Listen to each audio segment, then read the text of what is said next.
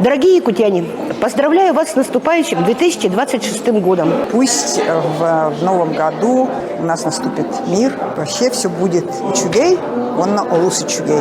Прошедший 2025 год, конечно, был разным, но в целом я думаю, что есть очень много приятных воспоминаний.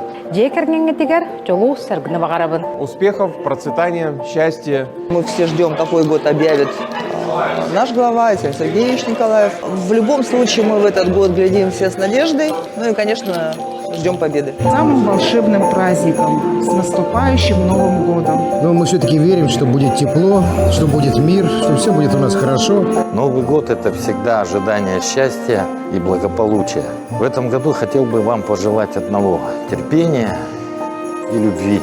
Быть внимательным к своим родным, любить своих детей и всегда думать о том, как великолепна наша республика. Мира, процветания. Чтобы этот год был самым добрым, открытым, искренним, и чтобы все желания у каждого исполнялись. Желаю, конечно же, счастья, удачи и здоровья. Потому что когда мы здоровы, у нас все всегда получается, и все у нас будет тогда хорошо.